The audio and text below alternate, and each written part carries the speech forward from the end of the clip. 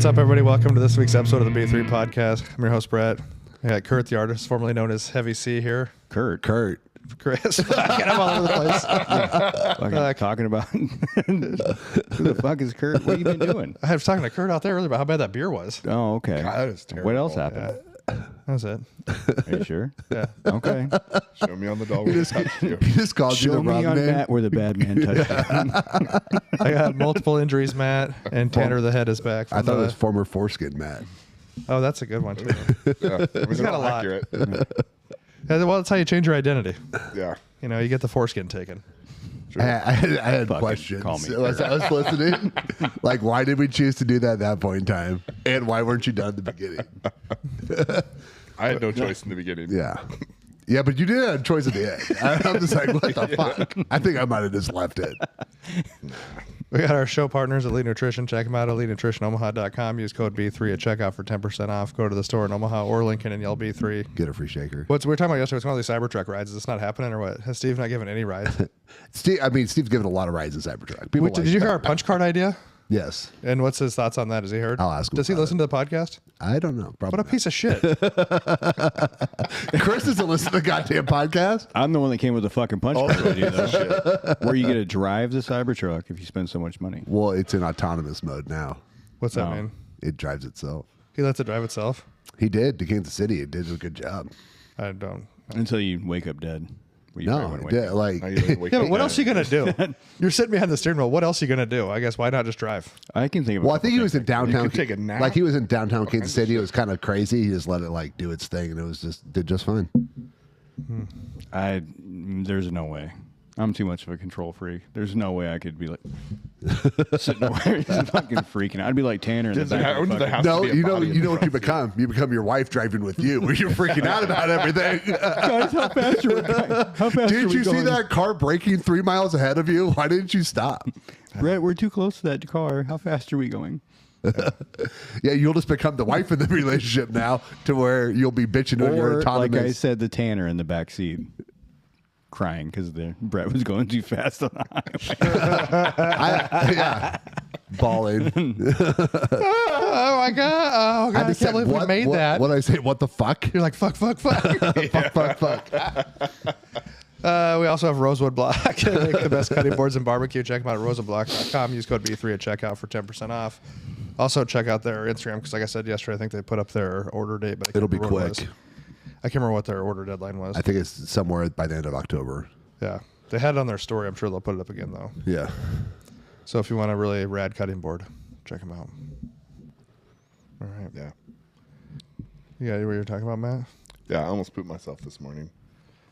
Yeah, I almost pooped myself last night. So much barbecue yesterday between the ribs, the wings, and then I had brisket and burn ends last night. And then a bunch of other stuff. Like, Oh, that's a lot of fat in your stomach. Yeah. Well, but it was a choice brisket, so not a lot of fat. no, I cut as much of the fat off. That was the weirdest thing to try to rent. It was weird. Like, it was not. Do you feel like it fed your brain, though, and you felt smarter? Was it good? You said the ribs were bad. Were the ribs bad? No, the ribs I made to Thursday. They were weird. So I put them in at 275, and they were on the bottom rack. And I went to check on them at like the 2.5 hour mark, and I'm like, wow, those look really done. And I temped them, and they were like 195. I was like, oh shit. So I turned it down, and like, if you look at the bottom of the rib, I sent Brett a couple pictures. Like, if you look at the bottom of the rib, just fucking scorched earth, like just charred. I don't know what happened.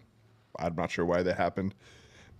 So I pulled them, put them in the, did like the butter and brown sugar, set them in that, wrapped them, turned it down to like 225 maybe, let them go for another hour, and then turned it all the way down to 165 and let them sit there for another 2.5 hours or so. And so the meat on top was salvaged. Like, it was sweeter than I like, but like it was juicy and had good texture. But like the bottom part where you can sometimes get like some good meat to pull off there was just fucking trash. Like shoe leather hard. Fucking awful. I don't know what happened. I'm not sure why it went down like that, but I was doing some wings No good. last weekend. And I kind of forgot about them, and then they turned out really good. So I don't know what I did. You got some leeway there on the wings. You Yeah. do. Basically, if you leave them on there, as long as you're not cooking super hot, if you leave them on there a little bit longer, they're just a little crispier. Yeah. But they'll dry out a little bit. They ended up being really good though. I'm like, oh shit. Well, I was doing something before this. What Yeah. was I doing? Oh shit. Yeah. I was cooking. Yeah. You know, I took the dogs for a walk this morning, and when I left, I had to fart a shit bunch, and I'm like, yeah, that's gonna happen after yesterday. And so then it's like a 2-mile loop that we did, and you get down to the other end, and I'm like, I think I'm running out of farts here. So we just started like hoofing it back a little quicker, and we got like a 1/4 mile back, and I had to stop probably 3 times before I got to my house. Does that just stop just to squeeze your butt cheeks Just together? the whole, yeah, just yeah. just to get my composure together and be like, Was it hurting? it was so bad, like daggers. It was one of those that, like, as we're getting closer to the house, like I have the collars off the dog, I have my fucking sweatshirt off. Thought about taking my shirt off, just drop my pants so I could just run in naked in the shower and spray it. But Did you shit in the shower? no, I got in Oh, the toilet. Jesus. But it was one of those like you're starting to shit as you get to the toilet. Yeah, have you been nervous? Ever been had those ones where as you pull your pants down, like you're nervous you're gonna shit when you bend over, That was this one. Like I had Blasting to try to out, stand upright to like get everything down because it was and you have to do like a weird squat to the toilet, like Yeah. like a vertical squat. like it was weird. It was, And I feel like the closer you get to the toilet, like your mind's saying you're about ready to go. yeah, you're And, almost like there. you can't hold you're it. ready, body. And I'm like, stop! You've been ready for the last 15 minutes. But dude, there's no better feeling Fucking of knock once it you off. sit down, and then it's just like freedom. At that point, as soon as you hit the toilet seat, you're just Yeah. like, oh, dude, anything can happen now, and I don't even care. I'm ready for everything. It's like if you don't feel good, and once you go home, you're just like, this is great. I can just I'm fine. Whatever happens here, I'm fine. But anywhere else, you're just like, this is awful. Yep. I don't know if I talked about this before on here, but when I was fat, I used to eat real shitty, but I used to duck hunt, so I'd wear waders. And then we had to, on the way to the duck hunting spot, I stopped and, got me some chocolate wax donuts and some chocolate milk and a cappuccino. Then I get there and we're wading through the lake and it hits me. And Oh, I think I'm I've- holding onto a fucking branch in the middle of the lake and I'm like, my buddy looks back at me and he's like, dude, you're fucking holding on to that branch and it's shaking. And I'm like, I'm going to fucking shit in these waders. So then I get across to the island and I got nothing to wipe with. So I cut a chunk of my t-shirt off and I'm shitting over there. And then my buddy's like, I don't know. I blocked down. He's like, dude, I can fucking smell that from here. And I'm like, yeah, man, those wax donuts really got to me this morning. I don't know. Fucking lubed up right there. Yeah. It was a cappuccino. But Would've been did you get nothing poop worse. on your hand? I don't remember. It's that's- possible. That's lies. If you did, you just washed off in the Yeah, water. It's fine. it's fine. That's lies when people told me that, saying they've never got poop on their I'm hand. not saying I've never gotten poop on my hand. No, but it was I dark. told- I probably somebody did told get me poop that. on my hand. It's like, oh, I've never had my own poop on my hand. I was like, what are you talking about? But if you had other people's poop on your hand, Yeah, I think they were talking about like their kids' poop when they're younger, and I was like, okay, but you've never had your own poop on your hand? That's a lie. I agree. I think Tanner thinks he hasn't either. No, everyone has. I mean, I don't try to make it. I mean, it's not as regular as your poop on your hand, or just like the whole side of your hand. I've never done that, but yeah, I've never we've all- gotten like elbow to pinky. But You never had it like on the thumb side of your hand? no, What side? What hand do you wipe with? right? And you've never just like had like a fucking real explosive shit, and like you had like it on the side of your hand from. No, I don't worse think has so. been like when you got a hanger and you don't realize there's a hanger and you go in there and you just like on the thumb, you're like, ah. Yeah, that's. Are you a folder or a water? the water. Oh, see, I am too. So you never misgroove the wipe and get it on your wrist. I've never got wrist, but I've definitely had. I've definitely had the side of my thumb. Why is there mud on my arm? Yeah. Why God I are you didn't have a wrist deep long- in your butthole? I didn't have a long. You got to sleeve start shirt at the on bottom of the time. back and like wipe all the way down. Front to back, Tanner. I don't know what you're doing. There's a dude I know that was at a wedding, and he was wearing like a nice like sweater, and he went and took a shit and came back, and he's like, "What smells?" And he had poop on his sleeve. Oh God! I told his wife, he's like, "We have to leave like right now." And she's like, "Why?" He's like, "I have poop on my sleeve." I was just left the sweater in the bathroom. But the worst part is he'd already walked out, and I wonder how much poop was on it. Like a fucking big piece or just like a little nuggie. Yeah. Even if you had a big piece and you wiped it off, like it's still gonna smell like poop. Like you just. Well, yeah, it's like You can't if see it's it, but your you still eating smell hand, it. Yeah. They're like, why are you eating left-handed? Shut up. Well, yeah, it's like we were saying when you get poop on your hand and you wash your hands good, and like later on you're like, whoa, what the fuck? If it gets on your fingernail or your cuticle, I should whole just, day is ruined. I thought about seems this before. Isn't that why the flush is on the left side? Because technically you're using your left. Most people use their left hand to flush. Isn't And the use flusher your on the right side? No, it's almost. Well, it depends on where you're facing. Almost. Well, You're talking if you're facing the toilet. yeah, if you're facing the toilet, it's Oh, yeah. usually going to flush with your left hand, right? Oh yeah, Are you a flusher when you're on the toilet? I do sometimes. If I think it's going to be a safety real I have flush. to. I It safety depends. flush all the time. Yeah, just in case. Yeah. So are you reaching Yeah. back with the wipe hand to flush? If you weigh 250 Yeah. plus and you don't safety flush at least before you start wiping, You're an you don't asshole. care about people. Yeah. Yeah, you just gotta. Yeah. You don't people care that about safety people. flush have either been fat or been in prison. Yeah. No, I did remember that time we were at the desk. That kid came up to the desk and he's like, "Hey, there's something wrong with your toilet." I go back there and it just smells terrible, and he just destroyed it. And it's like, Yeah, because there's a giant pile of shit that won't flush. Matt's buddy. like, "Oh, it must be his first shit over 250."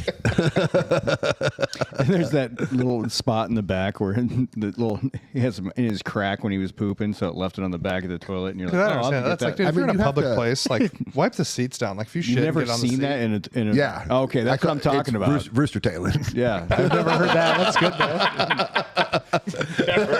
Fucking Yeah, if you're in a dirtbag. public toilet, don't be a fucking scumbag, dude. Yeah. Just wipe. It's your shit. Have Wipe you it guys off. ever used like they have the wax paper toilet seat covers? the ass No, gasket. Terrible. I tried it one time. Yeah, it just sticks to my ass when I stand up. Well, I I just feel tried- like it's gonna be slippery. The old ass. I tried it one time because I was at a fucking like disgusting like O'Hare bathroom, and they had them there, and I tried it. I'm like, this is a fucking pro. I just take some toilet paper and wipe the seat down. I think they've gone away. You don't really see them very or often the anymore. ones. Have you seen for a while? They had the ones that it would like run through, like it was like automatic. Oh, I didn't know. There was that like the automatic toilet. It would like come through, and you hit the. It would like go through, and I'm like, I do know who's at. Like, are they recycling What happens this? on the backside? there? It's like it's like the old towel dispensers in the bars where you pull the next part out, And it would just roll. and it's a cloth towel. Yeah. You're like wiping your mouth on it. And you're like, "Ugh." What is that? You Fuck wiped no, I your wouldn't- mouth on it? What were you doing in the bathroom? I was like probably 7 years old. Gotta My get dad that at the bar. out of your mouth. I got to pay my tab somehow, I guess. I Fuck. probably just ate some fucking cheese balls or something at the bar. You know. You never wiped your mouth off before? now Not on a fucking. cloth towel. No. Cheese balls. It's getting worse. Whose balls were they? And why were I was they like cheesy? 7, dude. Come on, you're at the bar hanging out. Hey, he was at a Diddy party. Hey, you know, like LeBron said, ain't no party like a Diddy party.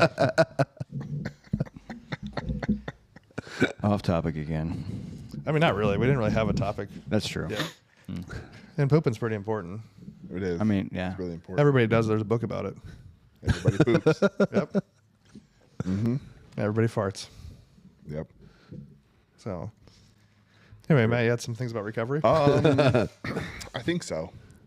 There was, I don't know, maybe a couple weeks ago, Israel was doing he was on Modern Wisdom, and they were talking about just different training stuff. But then he had like a whole section, like a third of the podcast was dedicated to recovery, and not like necessarily what to do to recover, but it was just talking about how important recovery is and planning for recovery. And then it just got me thinking of my own training and like training that I've seen other people do, and how I think that very few people plan recovery as much as they do planning their training sessions. By recovery, you mean just like taking more steroids, or do you mean like days off? Or Days off. Oh. I don't- or or like understanding the amount of activity that they're putting in. Like, so the one thing that he brought up is like, you can't add more to a program to recover. Like you can't, like, they're like, oh, go do some stretching, go do some mobility, go do Right. something like that. Like that's not going to increase. It's not going to speed up your recovery by adding more to it. You can So he's talking about just downtime in general. just downtime in general, but also understanding, your total volumes and when an appropriate time, but also taking into account like your total daily activity that you're doing. Like if you normally don't go for walks and you do your training session and then you decide that we're going to go for like an hour and a half walk. Like really you're thinking, oh, that's not a big tax on the body, but that's more energy, more effort that you normally is not part of your day. So it's like that adds to the recovery time that's taken. I think that you can work in your program. I think you can design your program to recover. Like, I think part of the problem is that people are putting body parts too close together. You need 4 days apart. Like, the recovery time takes at least 3 days. Like, to recover, like if you do arms today, it's 4 days. It's 3 days in between, probably your fourth day before you're actually recovered. You know what I mean? I think what he says Yeah. is if basically you're not sore anymore, you're recovered. is how he usually talks about it when I watch it. Yeah, so like to me, like you can stack your training and He talks make about your gauging plan it like that. Like if you're supposed to train today, but you're like, oh, I'm still sore from my previous whatever, you know, and you're like, maybe I shouldn't train that body part today because I'm still sore from it. Right, but like, so I just think people put body parts too close together. They always. I think the problem is that most of us, like at some point in time, were more is better. More is always better. More is right? always better. But as we've gotten older, we realize that more is not better. Yeah. Right. The right amount is better, and you have to do that. And I think some people putting like cardio, like if you put cardio, any kind of mid to stressful cardio in after you're done lifting, you're doing the opposite to your body. Yes. Like you're creating one set of circumstances like to build with lifting, and then you're having a whole nother set of circumstances that are breaking things down for cardio. Yeah. And you're having competing. Yeah.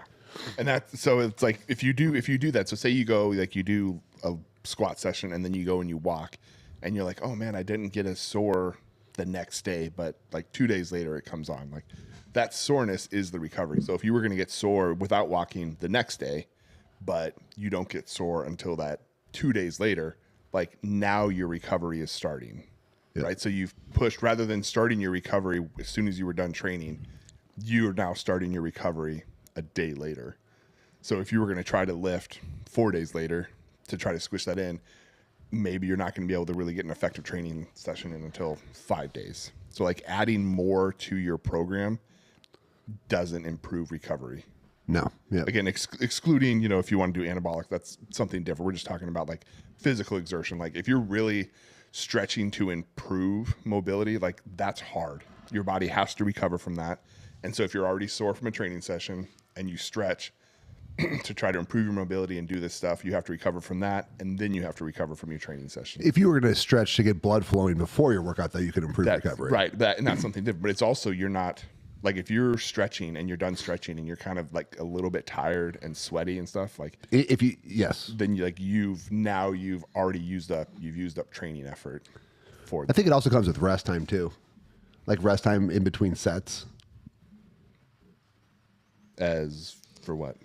I think people like shorten their rest time too much, and then they're just compounding, like they're not getting back. Right. Yeah. People tend to go one of two ways, right? They either go too short because they're like, you get done with that session or that set and you're like a little bit winded, you know, you're kind of fatigued. And then like, as soon as you kind of get your breath back, you're like, fucking let's go again. But your body actually hasn't recovered. So if you can, no, your lungs recovered. Yeah. You don't lift weights with your lungs though. Right. So like if your output is 100 for your first set and you only recover to 80, then the best your output can be for that next set is 80. And the same thing, you're going to have this stagger step down. But then I think you go to the other side and you see it a lot in powerlifting for sure, where you're like, oh, I'm going to take 8 minutes between my sets. Yeah, but your creatine phosphate ATP takes about 8 to 10 minutes to recover. So if you're doing max effort, like you need that time. Max effort's different. Yeah. I'm saying like people in here who are doing, they're working up to 80%, right? They're going to do 2 or 3 sets at 80%. Right. And you're taking 8 to 10 minutes in between there. Right. Like you're going to try to give out a maximum effort, but like the actual systemic load, like the percent of max is lower, that you don't need all that time in between there. Like if you think about people that the way I've looked at it is like, if you go to a meet, right? So at a meet, you are ideally going to do a weight that you've never done before. Right? Yep. So, and if you think about how long it takes you to get through your warm-ups and to get into that piece, and maybe I should clarify, looking more at it, it's more of kind of those, all the time it takes to get up to your working sets. So as people are going through their warm-ups and they're taking, 5-6 minutes in between sets. Warm-ups, yeah. For warm-ups, right? And they're going through all that stuff. Now, I guess when you get to your working sets, yes, if you only have 2 working sets and you take 5 to 8 minutes in between that, sure, I think there's an argument for that. But when it takes an hour to get through your working sets for your squat, like starting from warm up to like your last set, That's too long. like that's obnoxious. Think about it from meet time. Like how much effort are you putting in to warm up for your meet? Which again, ideally, you're gonna do a weight that you've never done before. And so if you're gonna have a shorter warm up period for that than you would for something that you've already done for your 2 sets of 80%, like that to me does not make any sense. Yeah, if you're doing a meet, you should kind of practice as you're going to play. Like you're not going to have a fucking hour Right. in the back taking up the whole. You're just you back there taking up all the warm up area. Yeah. That's like with strongman. The funny thing about strongman is that you'll go to an event and like they'll be like, okay, here's a warm up area. There's 50 of you all doing different weights. Have fucking fun. Like You get one bar. Yep. Yeah, really. There'll be one, maybe two, and like everyone's just stacking. And like you're like, oh, let me hop in here real quick. Before some events, you don't even get a warm up. You like touch the bar once. Like I guess I'm fucking good. What was the Olympia that Drew did? Was like the worst warm up area ever. So they're warming up for squats. They didn't have enough weights for both racks to warm up to like their warm up weight, right? And you had like some tall people and some shorter people, and were they ER racks? Whatever it was, like it wasn't easy. It wasn't a mono, so you couldn't like easily adjust weights and stuff. So they have them set up, and like this guy would get done, and then they would take some of the plates off of that one and put it on this, and then this side would go, and then they take some of those off and put them back over on the other side. Just ridiculous. But I guess to get back on track for the recovery thing, it was, as I was listening to it, it just kind of got me thinking, like, rarely do people think about recovery. And even for recovery, it's like, all right, I'm gonna go do this, but am I gonna also be like mentally stressed out about something? Am I like, so whatever stresses you have on your body take away from your recovery. Now, again, most people in here are, I would still consider like recreational lifters. So it's not like we're not getting paid millions of dollars. Our livelihood doesn't depend on our physical performance. But when you're trying to maximize the stuff, like planning for recovery and being sure that you're accounting for it, I think is something that rarely gets thought about as people plan out their programs outside of a down week, which is. I still think you can train on a regular basis. You're considered an athlete in your own realm. You know what I mean? Yeah. So you should treat yourself like you are an athlete. Just because you're not at a high level like professional athletes doesn't mean that you're not an actual athlete in your own area of whatever you're doing. So you should recover like they would recover. What do you think of like, so Olympia is this weekend, right? Mm-hmm. So like Chris Bumstead is competing for his 475th title, whatever it is. When he's like 4 weeks out, he doesn't do anything. He trains, he eats, and he sleeps. Like, that's it. I think Hanny Rambot is still his trainer. And, like, he'll have chefs come in. His wife will make his food. Like, he essentially isn't doing much for business. Like, all he is doing is training, eating, and sleeping. Like, as low-key stress as he can possibly get. Right? So that's, I think, the very far extreme where you, like, put everything else in life on hold because, like, the recovery part is so important, especially in a deficit. The thing with recovery, though, is I think your program has to make sense. If you're going to smash yourself into the ground with your program, one rest day ain't fixing you. No, yeah. So like a down week is just kind of like. But even a down, I mean, like, but you have to make your program match. Right. Like, your program has to match your lifestyle, has to match your protein intake, has to match your diet. Like your program has to make some kind of fucking sense. Yes. If you just smash yourself in the ground, oh, I'm gonna take a day off. That's not doing anything. Right. Like if you have your program and you're going to the gym, you're doing all that stuff, and then, Friday night you're going to the bars, getting wasted, staying up late, bad sleep. Maybe same thing Saturday night, and you go through that, and then you're like, oh, I'm gonna get I have a down week coming up, so then I'll get recovered. Like you'll feel nominally better. But like all the detriment is coming from the late nights, not sleeping for those 2 nights, the booze, whatever food you're going to have on your way home. Like that is going to take away from recovery more than that one down week is going to give you back. It's funny because when you're 21, you can recover from fucking anything. Right. You can still bounce back, but think about it. But the other part is like, if you didn't do that, how much further along would you be? But some of those, like, you remember being 21, like, Dude. get hammered, go to the gym. I remember when I was like fighting, and I was like 30, and you have these 18 to 22-year-old kids come in, and they like afterwards, like, I'm dying. You know, I may have held myself, but I'm sore and shit, and they're like, out, oh, I'm going to the bar. I'm like, fuck you. Yeah, like it's. When I first graduated, I lived with 3 other friends, and we were just stupid drunks, and our weekend started Wednesday night most of the time. Yeah, and so it's you like, told us about your amount of money. Just the amount of money but like, I'd wake up. You know, I've slept like 3 hours Wednesday night, and slept another 3 hours or 4 hours Thursday night. But fucking 6 o'clock, I'm up Friday going to work just fine. Maybe a little nap after work, and then fucking back at it.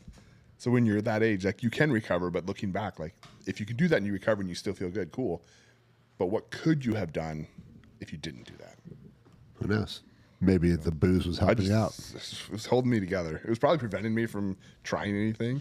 So it was like my body was a little. I bet you weren't getting as injured then, were you? Fuck no, man. I think one of the big things organ failure, but that Tanner said that I think not even days off, but I think it's people's lack of protein intake. It's a huge recovery problem. Huge. Most people are way under their protein numbers. And what do you have to do first? You have to repair first, right? And then you can build. And that's why a lot of people, I think, get stuck in this wheel of they're working out and they're maintaining. They look, I mean, they're in shape, but if you want to make growth and you want to put on muscle, it takes a long time. It takes like a month to put on a pound of muscle if you're doing everything right. Yeah, I just think that's one of the bigger slowdowns in recovery is the lack of protein. I did hear that if you're taking a lot of like NSAIDs, like ibuprofens and things, that it'll actually slow your hypertrophy because you're like stopping because you still need an inflammation signal, right? Like we still need a signal of inflammation to repair. There's a lot of things the human body does that we're trying like stop. Like if you have a fever, and I'm not saying just let your fever run crazy, but you have a fever to try and kill a virus. Yep. Right. To try and kill something. Like if you're shitting your pants, there's something in you that needs to get the fuck out. Right. Like if you have diarrhea, but like you have people like, oh no, I need to do something to stop my diarrhea. Well, no, let it happen. There's probably something in you that needs to to a certain extent. You don't want to fucking get dehydrated. Right. And you don't want 104 degree I mean, there's always limits. But I mean, like if you're running like 100.5 or 101 degree temperature, there's probably a reason. And it's probably you have something that your body's trying to get rid of. I think we just always want to. Yeah. So like if you have pain, right? Like some pain's okay. Like I'd rather feel my pain than hide my pain because I don't want to do damage. But you like having a little bit of pain, if you're always taking ibuprofen, you're stopping any kind of inflammation where you need inflammation to recover. I mean, too much will stop you from. There's a ton of research on that, like taking NSAIDs, the whole hot cold contrast therapy, like anything that makes you feel better after training generally slows down your recovery. So the last thing I think it was meta-analysis said that total body heat post workout speeds up your recovery. So like sauna type stuff speeds it up, but anything, if you ice bath when you're done, you're stopping everything. Yeah. You're stopping any kind you're of restricting growth. all the blood flow. Yep. Yeah. You need the heat to make the blood flow easier and faster. And that's like the old NO Explode stuff. They were just hemodilators. So you just got more blood flow. Yeah. So you can recover faster. Get a sweet pump. No, Yeah, those are great.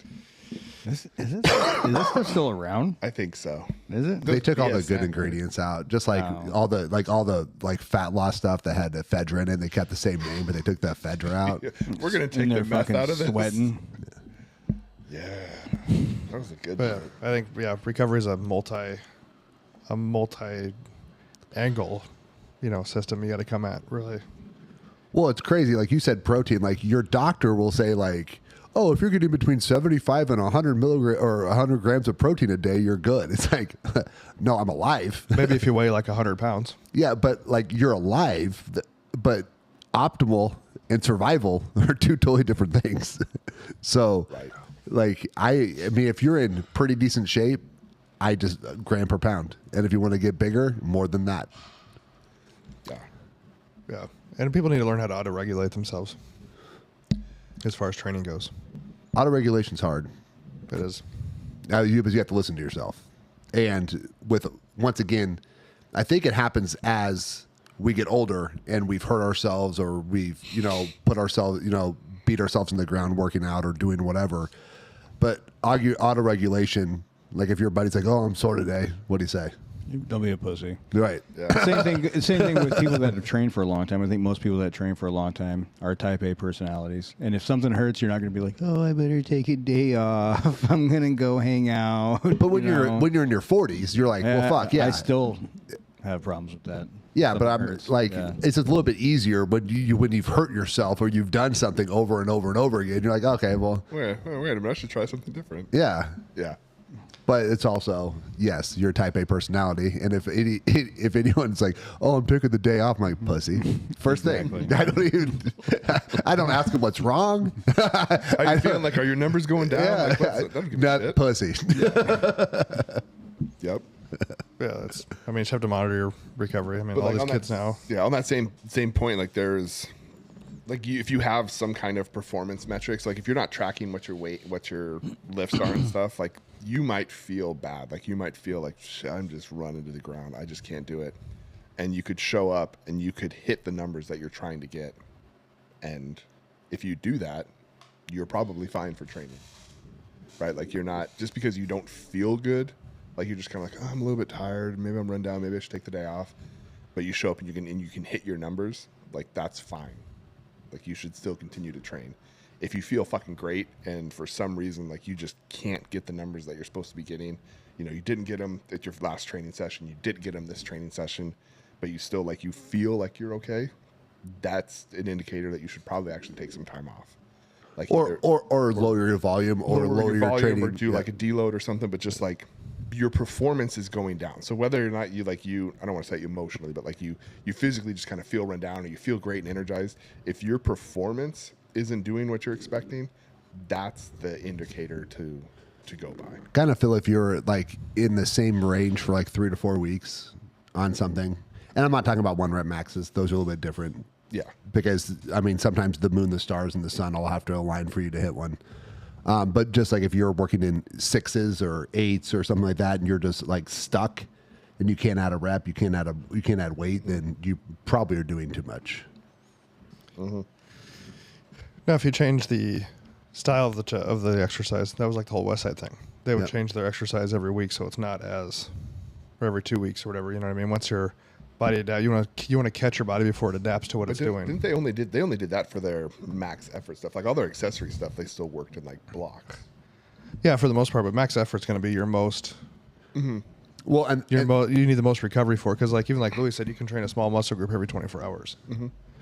well, and you're dealing with 2 different things. Are you trying to put on muscle and look better, right? Is it aesthetic or is it strength? Because you're dealing with 2 different things. To your point, if you want top end strength, you got to train at top end fucking strength. Like you're not going to train at top end strength by doing sets of 10s. That doesn't translate. No, but you can't mix the both together.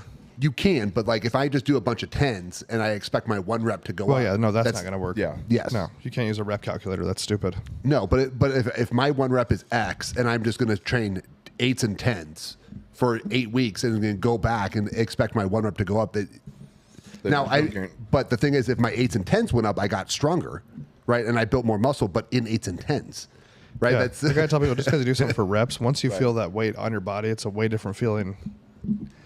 I squatted 200 for 10. That means I can squat 250. No, it's not the same. So I like those rep calculators. I was always over. You know what I mean? So like if it said like you did for 3, you would do this. I was always over that. But I know a lot of people who are always under that. I think it just depends on what you're doing. I'm just for strength. I've never been a volume lifter. I've always been kind of a 1 rep lifter. I just always figure if you can do something for 2, you can add 5. Yeah, I mean, you can add 5 pounds. If you can do something for 2 reps, you can probably add 5 pounds. Yeah. And that's But what probably a if you're good only bet. working in plates and quarters? Yeah, that's all you do. Then you get stuck fast. I don't know why we have other weights in the gym. Except for I Brett, guess for the Brett made a ladies. good point. Why aren't they 25s and 50s in a 50-pound bar? It'd be way easier for us Yeah, to we don't fuck around care. with We that. don't care about the metric system in any other way. But people are like, well, 45 is the closest to 20 kilos, and I was Yeah. like, That's not our problem here. This is America. Because then we have 100-pound plates. Freedom weight, right? Yeah. Yeah. Like the 45 is the one that really doesn't make sense. We have 100-pound plates, 45, and then 35. But That's you not have even like 50 a real kilo weight. plates too. Yeah. And a 35 is not even a real weight. No, it was made up Yeah, most because places people didn't want to put get made 10s on. Yeah, it was made up for deficit deadlifts. And then you have 25s. Like, why wouldn't you just have a 50? Doesn't really make any sense. Yeah. But whatever. It's fine. Well, you can make your Yeah, own just plates. get your custom, make your own custom plates. plates here. Just 50s, Yeah. 25s. We'll only have 50s and 25s in the whole gym. I mean, even the well, they're still 55s, I guess, but even like a 25 kilo, at least those numbers make sense. Make your own bar, 50-pound bar, Yeah. 50-pound plates. That might be a But I think $1 there's million idea right there. I think recovery-wise, there's a bunch of different ways you can approach it. And depending on what you do, like I said, the way Westside did it, they could avoid recovery issues by changing their max effort lift every week. You could. I think Chris is onto something. You could. It could be the Omaha like OBB weight set. It says 50-pound bar, 25-pound, and 50-pound plates. Yeah. Yeah. Like people be like, I got this Westside plates. Like, no, I got these OBB plates. Yeah, down with They're real. OBB. Yeah, you know me. The real. Midwest Mecca. I'm just saying, we need to get a set of aluminum plates and just fucking set records. I like Aluminium. that dude at the Olympia that year, whatever his name was. It looked like he was benching like 600 for reps. Yeah. Brad Castleberry. There you go. Yeah. Yeah. Tackleberry from Police Academy. He's a pretty jacked dude, I but mean, he's yeah, he yoked, was but, not like, come on, buddy. fake as fuck. Oh, Oh, these are metal. Yeah, but they're like aluminum. Or that was tan. like Cuomo was doing tricep extensions with hundreds. A fucking Yeah. liar. What was it? Stallone did it too, didn't he? Yeah, with He the had 40 he picked up the 45s. 45s. he, He's like, yeah! stood up from the kneel position, holding like 45-pound plates like that. But they look like he could go like this with them. Yeah. I don't know. Sloan's pretty tough. There ain't Yeah, no they were fucking 45. way. There's You gotta no way. watch. You gotta watch the video. I've Have seen you the seen video. it? There Yeah. ain't no There's way no those way. are. He's real. training with that guy that trains all those fucking Hollywood people in that little training studio. I can't think of what that guy's name is, though. There's no way. Oh, did he have him on some straps floating around off a fucking rack? Yeah, have you fucking tried to idiot. pick him up yet? Oh, I have a huh? Have we tried to do it? No, I'm talking about when you see those fancy trainers, and next thing you know, they're like on those straps floating on the rack, and you're like, "What the fuck are these guys doing?" Nobody does shit like that. And then after they're done training with them, hey, you still using those straps? No. Why not? Because it's fucking stupid. That's why. I love I used to see that shit all the time. Israel at 24 Hour does like Fitness. they're kind of like reaction videos to like Hollywood actors doing like training sessions and stuff like that, and like they do the most obnoxiously stupid stuff, and he's just like, okay, let's look at the science. This There's is none. dumb. There's This does no not science. work. Stand on this ball. Yeah. Stand on this ball with one. The best leg. one, though, is when he's going over Dorian Yates' blood and guts video, and he has like nothing to say, really. He's just like, Like he still I don't critiques, ha- but it's like he does the same thing with Bumstead. He's like, I could get nitpicky and say this, but he has 5 Olympias. So Did you watch the Tom Platz one? no, not yet. There's a video. Tom Platz is doing a leg extension. Is he having somebody like help him with him? And Tom Platz like, fucking kill me. And Israel's like, did he just say fucking kill me? And then he goes, look at this guy in the background in this video. That guy in the background's like, hey, he's going about his days at the grocery store. Did you lift today? No, I didn't lift today. None of us have ever lifted. I just saw Tom Platz yell, fucking kill me on the leg extension machine. It's a pretty intense video. Yeah. Yeah, Tom Platz. Yeah, Tom Platz did some crazy shit, though. Yeah. That's like that Kirk Kowalski video where he's going to squat 1,000 for one. Yeah. And he smokes it. He's like, don't fucking touch it. And then he does it again. Yeah. The fact that you have the energy to yell, don't fucking touch it, and then go you again. do it again. Yeah. Anything else on recovery? Drink your proteins. Take your BCAs. Eat your Ju- Ovaltine. Just don't always smash yourself into the ground. Like, understand it doesn't take. It's like I always say it's what Ed said. It's not what you can do, it's what you can recover from. Right. Those are very wise words. Because you can do all kinds of shit, but then are you going to feel terrible the next day? Right. Like if you can't do the rest of your program, then Yeah. Well, and it's more than like just what you can, like what you can do. It's like what you can because you can physically do it doesn't mean you should. Right. Just because you can physically do it doesn't mean you should do it. So like your body needs to recover. There's a X amount of time it takes for you to recover. Now, if you're on a metric shit ton of steroids, that time has gotten smaller. But you still have to recover. But you still have to recover. Like But even on steroids, you eventually are going to top it on how many steroids you can take to recover. So like you have to give your body the time to build. Like you can't just smash into the ground. And you need like the whole thing you're doing, you're creating a signal to increase muscle protein synthesis. So you might as well fucking eat protein. Now I guess maybe if you're just like, I just want to be as big as I can for a year and then I don't care after that. I guess do whatever you want to do, I guess. That was who was that guy? There was that British fella who did it. He had a YouTube documentary called Under Construction. Oh, I remember that. I don't know what you're talking about, but I know who he is. But he's got it was the wildest thing. So he's got one of those staircases, like it goes up and there's this landing, and then it turns, it goes back up the other way, and he's got this full body mirror, and then just this tower of little plastic like drawers, and they're just full of drugs. And so he's got this little logbook, just taking as many drugs as he can to just get as big as he can in like it was like a 6-month period or something like that. And it was, but yeah, it was wild. But so what's that shit they do in Europe, but they won't, like most of the guys won't do here because it's fucking crazy. It's like beyond trend. Oh, I don't know. Good fucking morning, goddammit. Bigger by the day. Rich Starting off with the oral. I don't know. I can't remember what it was. But if something's like, scarier than trend, yeah, scarier than trend. I don't know. Like trend's the one that anyone I've never taken it, but listening to people who have taken it, they're like, I feel like it kills me a little bit every time. I've never taken it. I mean, I guess overall, like if you don't care about your longevity in training, like just for life, then do whatever you want to. But if you actually want to be able to work out for more than like 5 years, like the new thing for all these like powerlifters is they like squat, bench, and deadlift like fucking 3 days a week. Yeah, and there's like no way. Like those are compound movement. Like you just can't effectively recover from. Is it Halo Stain? No, people take Halo here. That's like the immediate test, right? I think so. Oh, maybe. Because I know a guy that told me he took Halo, and I said I played Halo, but I don't know anything about taking it. I think Halo is actually worse than trend. Like scarier. Yes, Probably. I remember. But they like do it in fucking Someone Europe talking all the about goddamn time, like it's fucking nothing. Well, that's like people doing insulin. There was like that rash of bodybuilders, like over the last, like I don't think it once happened for a little bit, but it was like for over like a few year period. They would like wake up, take their insulin, fall back asleep, and not eat and die. Yeah. Like it would happen like 3 or 4 I'm times. like, do you not know what insulin's for? It's, Yeah, it's like, but the so waking up at like 3 o'clock in the morning, and then taking their insulin, they have to wait 20 minutes to eat or 10 minutes, whatever. They fall back asleep before they do, and then they just die. It's like, you're an idiot. Like anything, I guess what a good way to die. anything where you can't fucking, anything where 10 minutes matters between life and death is not worth taking. fair. But yeah, I guess overall just kind of determine what your goal is. Figure out your recovery for it. Work on your proteins. Eat your fucking protein. And you should be able to tell. There's signs that you're overtrained. Your grip. A lot of times your grip is a good sign of overtraining. But Just overall lethargic and tired constantly.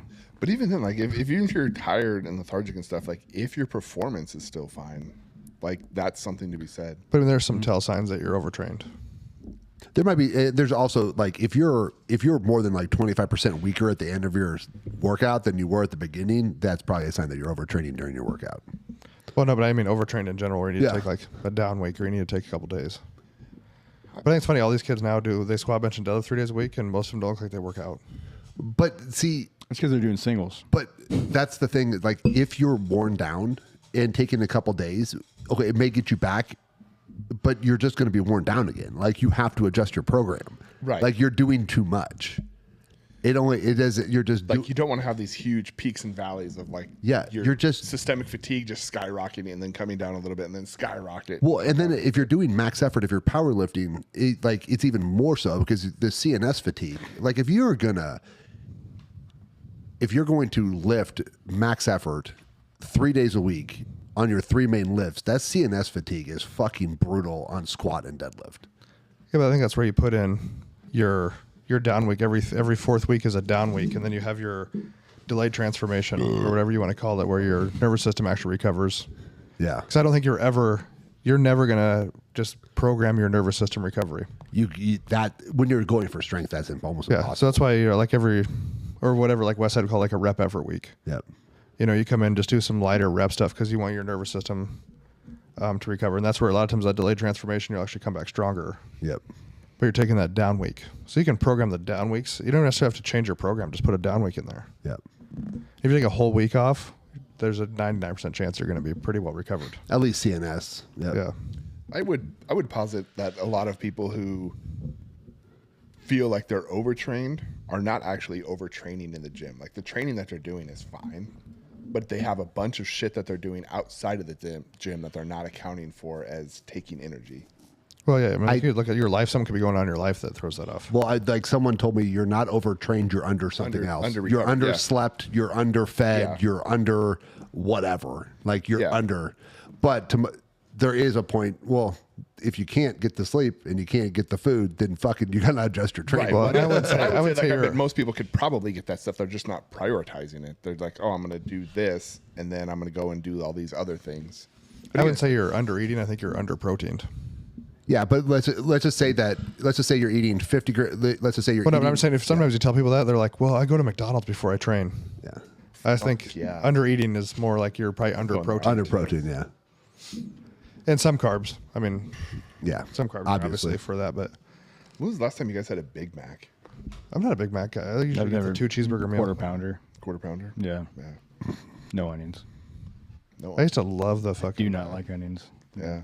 You don't like any vegetables. Dude, I used to love the rodeo I do not burger. like vegetables. Yes. The rodeo burger at Burger King. Had the Fuck, onion rings. and barbecue sauce. Did it have bacon on it too? Or did it just have onion rings and Just onion rings and barbecue sauce. Yeah. I haven't had McDonald's in probably 20 years. Well, it's Burger King, so don't. We didn't have any Burger food King this in 20 morning, so we're all years. fat and hungry. I have not sitting here eaten yet. talking. I had a spicy I haven't wiener. eaten it either. I had a spicy wiener from. Did you QT. eat, Tanner? Yeah, I ate some monkey bread and a protein shake. Good recovery. Homemade monkey bread? Yep, sourdough. I bet it was good. It was good. Cece's had fucking bomb ass money. Oh my god, feces pizza? Yeah. Jeez. Yeah. I worked at an exercise place that sold equipment for 4 hours, and it was next door to a Cece's hours. Pizza. Yeah, I didn't come back. And dude, all you heard the whole time, "Welcome to Cece's. Cece, see you later." Fucking shut up! It was like coming through the wall. But give me one of those macaroni and cheese pizzas. So you worked there for 4 hours and didn't come back? Why was it bad? Yeah, it was a shit show. Yeah, Did they try to touch you? no. I went to lunch and I'm there never for 2 hours, right? Never fucking worked there. I'm there for 2 hours, and the guy just like leaves. He's like, "Hey, I gotta run a couple errands. You good?" I don't know. I'm just gonna sell this treadmill for like $20. I don't fucking know anything. Fucking sold everything in the place. Yeah, had a fire sale. Fucking freebies. Yep. All right, guys, monitor your recovery. Don't lift stupid. Get your proteins in. Take a down week. It's getting nice outside. Start smoking some meat. Yeah. Yeah, Tanner's been smoking meat all week. That Traeger ran Just for dudes. 30 hours. Fucking 30 hours straight on that Traeger. And it's just a shitty product. Bad. It needs some love. Bad. Well, then the meat wasn't even that good. The burnt ends were pretty good. So you got 1 out of 5 things. Good. How often do when I clean mine, I just spray it down with that Traeger juice, let it sit for a little bit, then wipe it out. Does anybody do anything different? I mean, I vacuum it out and change the foil. Yeah, but I changed the foil, obviously. See, I always vacuum it out because that's where some of the fire starts. Is the fucking ash in there. I just vacuumed it out. Yeah. Do you vacuum your firebox out? Never. Oh, dude, you need to because the probably ash is probably like that deep in there. Yeah. The done Timberline that. doesn't. So they have a pan in the bottom, and they explicitly say do not put foil on it. Like if you put foil on it, it messes with the cook. And I'm like, that's bullshit. That's just Traeger being gay. But nope. You go and you talk to like the forums and stuff, and they're like, nope. Yep. Just I don't put foil on any of my stuff. I just scrape it off. I put foil on mine. I put foil on the drip thing because then it just saves fires. I've had a couple fires. Yeah. Same. Yeah, vacuum your firebox out. Yeah. I've never done that. Yeah, because it blows it out. It's You've supposed to blow the never ash taken out. all the stuff off and vacuumed all the way around, all the ash and down in the. Nope. Yeah, you want to vacuum your firebox. Yeah, I don't do yeah, that you with definitely mine. want to do that. I don't do that with the Pro 34. You should. I probably should, but Because like I said, Did you the hear ash his gets... voice and when it- he said, I don't do that with the Pro 34. Well, Well, and the Pro 34 is this cheap one. That's not even the nice cheap one. Yeah. Oh, that- really? Yeah, that's the one that'll just fucking When run. it sounds expensive. But it also doesn't care. Like the Timberline, if the temperature gets too hot, it will like shut itself off. The Pro 34 doesn't care if it's 1,000 degrees. that is true. When I first got It a must be the Traeger, one I'm I like, have because it does not care. Doesn't give a fuck. this It's knob like, for hot? in the I'll back? show you hot. And then all my pellets dumped on the ground. So I'm like, what's this little knob for back here? And I'm Oh, like, you open it up like, oh fuck! That was the first when I first got it. I'm cooking something. I'm like, what's this knob for? And I didn't do it. And fucking all the pellets shoot out. I'm like, shit. What? Aren't your temperatures off if you don't vacuum your fucking? No, my temperatures are usually pretty good. It probably just runs harder because you can't ignite. It's just harder to ignite. It's just all dust. Yeah, but if I I can tell if I use the probe and it's telling me like your ambient temperature, I can tell like when I need to vacuum it off is my temperature's like low. Brett got me some fancy thing for Christmas with the ThermoWorks thing, and I forgot I had it, and then I just smoked a brisket last week, and then I got it out, and I'm looking at it, and I'm looking at This it. looks really cool. I'm like, this thing's fucking confusing. I don't even know if I want to fuck with this thing. It's not confusing. It's got its own It's got big words. wireless thing, and it's just easier just to stab the thing I have in there. No, you just you literally. Which one do you have? Well, I have the meter and the ThermoWorks one, but the ThermoWorks one does magnets to there. You just fucking run a probe over another.